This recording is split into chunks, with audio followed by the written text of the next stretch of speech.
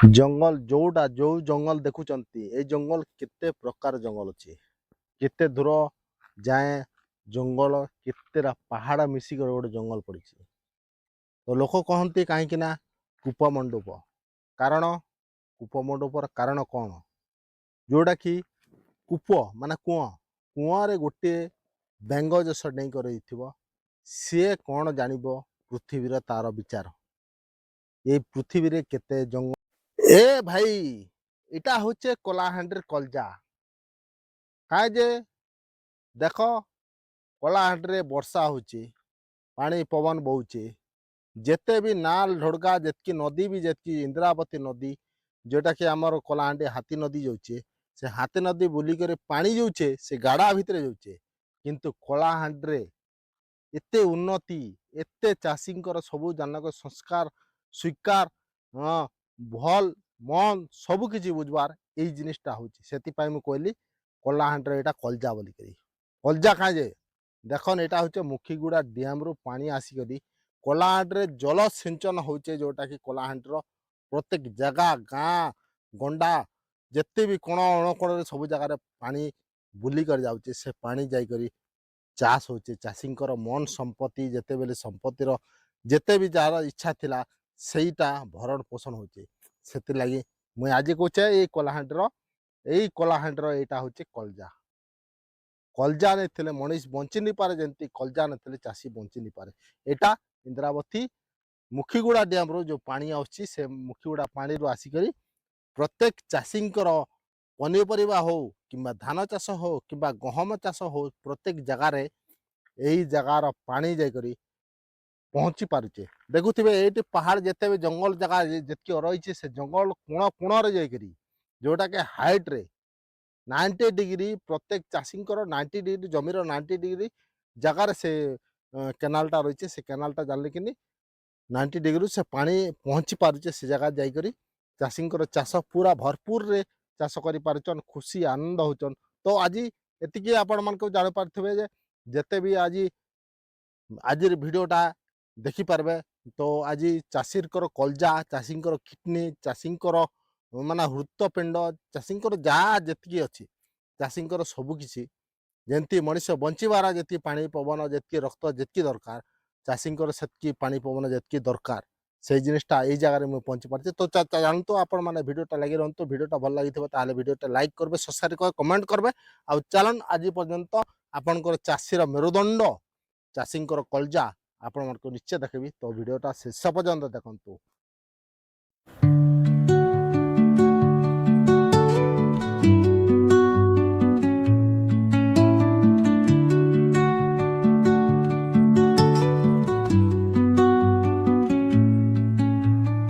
Under the boughs where the shadows play, the wind hums songs at the break of day. Whispering pines, secrets untold, carrying tales only the forest holds. Moonlight spills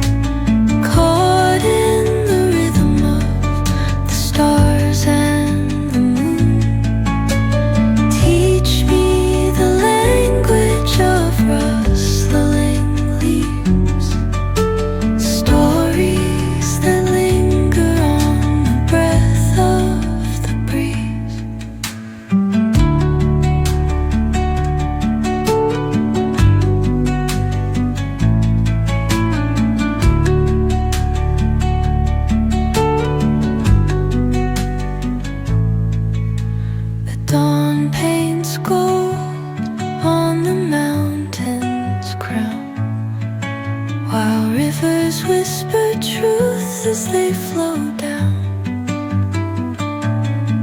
And their songs entwine with the trees that stand, knotted in time by nature's hand. Each echoing step on the forest floor opens a world through an ancient door.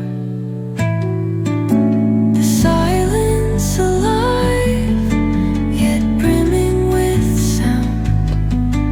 In the arms of solitude, I am found.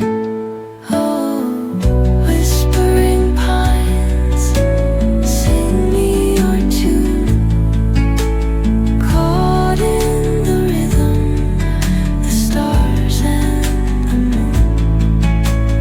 Teach me the language of rustling leaves, stories that linger on the breath of the breeze.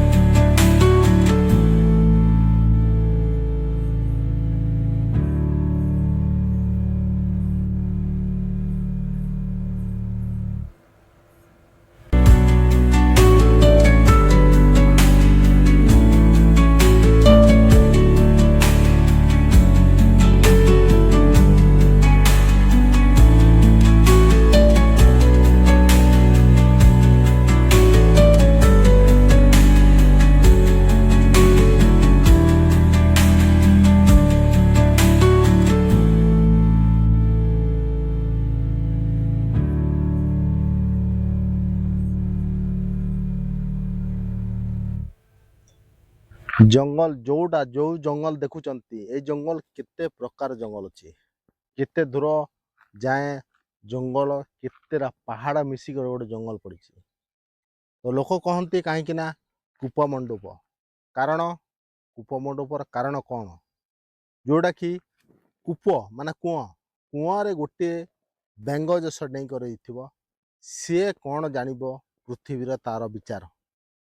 এই ପୃଥିବୀରେ କେତେ ଜଙ୍ଗଲ ଅଛି, କେତେ ପାହାଡ଼ ଅଛି, କେତେ ନଈ ଅଛି, କେତେ ନାଲ ଅଛି, ସେଇ ଜିନିଷଟା ଆଜିକେ ଏଇ ଜିନିଷରେ କହୁଛି। ଯଦି ଆପଣମାନେ ସହରରେ ଦେଖୁଛନ୍ତି, ସହର ମାଧ୍ୟମରେ ଦେଖୁଛନ୍ତି, ସହର ମାଧ୍ୟମରେ ଭିଡ଼ିଓ ଆପଣଙ୍କ ପାଖରେ ପହଞ୍ଚି ଯାଉଛି, ତ ପହଞ୍ଚିଥିବା ଯୋଗୁରୁ ଆପଣମାନେ କହୁଛନ୍ତି ଆପଣ ଯାଆନ୍ତୁ ଏଇ ଜଙ୍ଗଲ ଭିତରେ କେତୋଟି ରାସ୍ତା ଅଛି, କେଉଁ ରାସ୍ତାରେ କେଉଁ ଯାଏଁ ଆପଣମାନେ ଓହ୍ଲେଇ ପାରିବେ, କେଉଁ ଯାଏଁ ସେଇ ରାସ୍ତା ଗଲେ କେଉଁ ଯାଏଁ ପହଞ୍ଚିବ ଆପଣମାନେ ଟୋଟାଲ ଜାଣିପାରିବେନି। କାହିଁକି ନା ଲୋକାଲ ଲୋକ ହିଁ ଜାଣିଛନ୍ତି ଯେ ଏଇ ଜଙ୍ଗଲର କେତୋଟି ରାସ୍ତା, ସେଇ ରାସ୍ତା କେଉଁ ମାର୍ଗରେ ଯିବ, କେଉଁ ଦିଗ ଯାଇ ଯିବ, କେଉଁ ରାସ୍ତା ଦିଗ ଆସିଲେ ଲୋକ ସେଇ ଘର ପହଞ୍ଚି ପାରିବେ। ତ ଏମିତି ଦୁନିଆ, ଯୋଉଟା କି ଦୁନିଆର ଅନେକ ପ୍ରକାର ରାସ୍ତା ଅଛି, ଅନେକ ପ୍ରକାର ଲୋକଙ୍କର ଅନେକ ପ୍ରକାର ଭାବ ବେଦନା ଅଛି।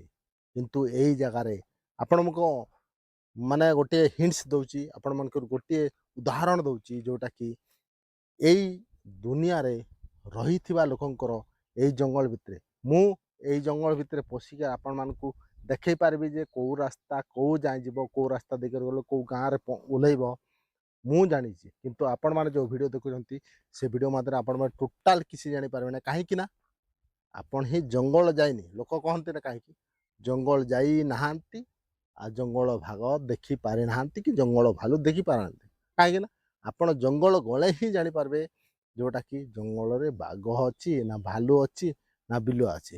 ତ ସାଙ୍ଗମାନେ ନିଶ୍ଚୟ ଆପଣମାନେ ଏଇ ଭିଡ଼ିଓ ମାଧ୍ୟମରେ କିଛି ଶିଖିବାକୁ ଜାଣିପାରିଥିବେ, ଯେ କିଛି ବୁଝିବାକୁ ଜାଣିପାରିଥିବେ, ଯେଉଁଟାକି ଏଇ ଜଙ୍ଗଲ ଦୃଶ୍ୟ, ଏଇ ଯେଉଁ ପ୍ରତ୍ୟେକ ମାନେ କ୍ରାଇଟେରିଆ, ଯେଉଁଟା ଲୋକାଲ ଏରିଆ ଫରେଷ୍ଟ ମାନେ ଫରେଷ୍ଟ ଏରିଆ ଭିତରେ ଯେଉଁ ଲୋକ ରହୁଛନ୍ତି ସେମାନେ ପ୍ରତ୍ୟେକ ଦିନ ସକାଳୁ ଉଠି ଜଙ୍ଗଲ କାଠ କରିବା ପାଇଁ କିମ୍ବା ଅନ୍ୟ ପ୍ରକାର କେଉଁ ଶାଗ କିମ୍ବା ଅନ୍ୟ ପ୍ରକାର କେଉଁ କନ୍ଦମୂଳ ପ୍ରତ୍ୟେକ ଏଇଠି ଔଷଧୀୟ ଜିନିଷ ଅଛି ଯେଉଁଟାକି ମାନେ ଲୋକଙ୍କର ହାର୍ଟ ପେସେନ୍ସରେ ବ୍ଲଡ଼ ପ୍ରେସରରେ ସୁଗରରେ କି ପାରାଲାଇସିସରେ ପ୍ରତ୍ୟେକ ଜିନିଷ ଏଇ ଜାଗାରେ ଅଛି କିନ୍ତୁ ଆମେ ଯେଉଁଟାକି ଆଜି ଆଧୁନିକ ଯୁଗରେ ଅନ୍ୟ ପ୍ରକାର ଜିନିଷ ଖାଉଛୁ ଯେଉଁ ମାନେ ତେଲିଆ ଜିନିଷ ଯେଉଁ ୱାଲ ଜିନିଷଟା ଯେଉଁ ଖାଉଛୁ ସେ ଜିନିଷଟା ପ୍ରତ୍ୟେକ ଜାଗାରେ ଲୋକ ମାନେ ଆଜି ଦୁର୍ଘଟଣା ପଡ଼ୁଛନ୍ତି କାହିଁକି ନା କାର ହାର୍ଟ ଆଟାକ୍ ହେଉଛି ତ କାର ପାରାଲାଇସ୍ ହେଉଛି ତ କାର ଅନ୍ୟ ପ୍ରକାର ବିଭିନ୍ନ ପ୍ରକାର ରୋଗ ଅଛି ଯେଉଁ ରୋଗର ନାଁ ଆଜି ପର୍ଯ୍ୟନ୍ତ ଲୋକ ଶୁଣି ନଥିଲେ ଯେଉଁଟାକି ଆଜିର ମାନେ 10 ବର୍ଷ ମାନେ 10 15 20 ବର୍ଷ ତଳର କଥା କହୁଛି ଯେଉଁଟା ଲୋକ ଏଇ ରୋଗର କିଛି ପ୍ରେରଣା କିଛି ଜାଣିନଥିଲେ କିନ୍ତୁ ଆଜି ଏହି ଦିନରେ ଏମିତି ପରିସ୍ଥିତି ହେଲା ଲୋକ ଯେଉଁଟାକି ଜଙ୍ଗଲରେ ଏବେ ପର୍ଯ୍ୟନ୍ତ ଲୋକ ଅଛନ୍ତି ଯେଉଁ ପ୍ରକାର ଔଷଧୀୟ ଜିନିଷ ଯେଉଁ କନ୍ଧ କିମ୍ବା ମୂଳ କିମ୍ବା ଅନ୍ୟ ପ୍ରକାର ଜିନିଷ ଖାଉଛନ୍ତି ସେଇ ପ୍ରକାର ଜିନିଷଟା କନ୍ଧମୂଳ ଯେଉଁ ପ୍ରକାର ଜିନିଷଟା ଲୋକ ଖାଉଛନ୍ତି ସେ ପ୍ରକାର ଲୋକ ସୁସ୍ଥ ରହୁଛନ୍ତି ଆଜି ଏଇ ଜଙ୍ଗଲ ଭିତରେ ଏଇ ଜଙ୍ଗଲ ମାଧ୍ୟମରେ ଅନେକ ପ୍ରକାର ଅନେକ ଗାଁ ଅଛି ଅନେକ ପଞ୍ଚାୟତର ଲୋକ ଏଇ ଭିତରେ ରହୁଛନ୍ତି ଯେଉଁ ପ୍ରକାର ଲୋକ ଆସି ଏଠି କନ୍ଧମୂଳ ସାହାଯ୍ୟରେ ବିନା ୱାୟାରଲେସ୍ ଯେଉଁଟାକି ଖାଦ୍ୟ ଖାଉଛନ୍ତି ସେମାନେ ସୁସ୍ଥ ରହୁଛନ୍ତି କାହିଁକି ଆମେ ସହର ଭିତରେ ଯେଉଁ ରହୁକିରି ବିଭିନ୍ନ ପ୍ରକାର ଫାଷ୍ଟଫୁଡ଼ ଆଇଟମ୍ ବିଭିନ୍ନ ପ୍ରକାର ଡ୍ରାଏ ଫୁଡ଼ ଆଇଟମ୍ ଯେନ୍ଟାକି ଆମେ ୱେଲ୍ କହୁଛୁ ବା ମସଲା ଆଇଟମ୍ କହୁଛୁ ପ୍ରତ୍ୟେକ ଜିନିଷ ଖାଇକରି ଏଇ ଜାଗାରେ ଲୋକ ଅନେକ ପ୍ରକାର ରୋଗରେ ପୀଡ଼ିତ ରହୁଛନ୍ତି କିନ୍ତୁ ଏଇ ଜଙ୍ଗଲ ଭିତରେ ରହିକରି ଲୋକ ଅନେକ ପ୍ରକାର ସୁସ୍ଥ ରହୁଛନ୍ତି ତ ଆଜି ଏଇ ଭିଡ଼ିଓ ମାଧ୍ୟମରେ ଆପଣମାନଙ୍କୁ ଜଣାଇବାକୁ ଚାହୁଁଛି ନିଶ୍ଚୟ ଯେଉଁଟା ଲୋକ କିଛି ମାନେ ଉଲ୍ଟା ପାଲ୍ଟା ହେଇ କରିଛନ୍ତି ଯେଉଁଟାକି ଲୋକ ଅନେକ ଜାଗାରେ ମଧ୍ୟ ଜାଣିଥିବେ ଯେ ଲୋକ କିଛି ଜଙ୍ଗଲୀ ହିସାବରେ ଆପଣଙ୍କ କଥାବାର୍ତ୍ତା କହିବେ ବେଲେ ଭାଇ ଯୁଗ ବଦଳି ଗଣାନି କିଛି ଆଧୁନିକ ଯୁଗରେ ଆସିକିରି ପହଞ୍ଚିଯା କିନ୍ତୁ ଲୋକ ଆଧୁନିକ ଯୁଗରେ ଏ ଭିତରେ ରହୁଛନ୍ତି ଆଧୁନିକ ନୂଆ ସାଇଣ୍ଟିଷ୍ଟ ଯୁଗରେ ରହୁଛନ୍ତି ଲୋକଙ୍କର କିଛି ଚାଲିଚଳନରେ ରହୁଥିବା ଔଷଧୀୟ ଜିନିଷ ରହୁଥିବା ତାଙ୍କ ଖାଉଛନ୍ତି କିନ୍ତୁ ଆମେ ଅଲଗା ପ୍ରକାର ତ ଫ୍ରେଣ୍ଡସ୍ ଆପଣମାନେ ନିଶ୍ଚୟ ଏଇ ବିଷୟରେ କିଛି ଜାଣିଥିବେ ଆପଣମାନେ ସର୍ଚ୍ଚ କରି କିଛି ସୋସିଆଲ ମିଡ଼ିଆ ମଧ୍ୟରେ ମଧ୍ୟ ଜାଣିଥିବେ ତ ସେଇ ଜିନିଷଟା ଆପଣମାନେ ଆଜି ନିଶ୍ଚୟ କିଛି ବୁଝିପାରୁଥିବେ ତ ଚାଲନ୍ତୁ ଆପଣମାନେ ଭିଡ଼ିଓଟା ନିଶ୍ଚୟ ଆପଣମାନେ ଦେଖୁଥିବେ ଆଉ ଦେଖିକରି ଜାଣିପାରୁଥିବେ ଯେ ଏଇ ଜଙ୍ଗଲର କିଛି ସୋସିଆଲ ମିଡ଼ିଆ ଭିତରେ ଆପଣମାନେ କିଛି ବି ଶିକ୍ଷଣୀୟ ଜିନିଷ ଜାଣିଛନ୍ତି ଆଉ ଆଜି ଏହି ଶିକ୍ଷଣୀୟ ଜିନିଷ ନେକ୍ସଟ ଏମିତି ଆପଣମାନଙ୍କୁ ଏଇ ଜଙ୍ଗଲ ଫରେଷ୍ଟ ଡିପାର୍ଟମେଣ୍ଟ ଭିତରେ ଯେମିତି ଭିଡ଼ିଓ ରହିଥିବ ନିଶ୍ଚୟ ଆପଣମାନଙ୍କୁ ଦେଖେଇବି ତ ଚାଲନ୍ତୁ ଭିଡ଼ିଓଟା ନିଶ୍ଚୟ ଶେଷ ପର୍ଯ୍ୟନ୍ତ ଦେଖନ୍ତୁ।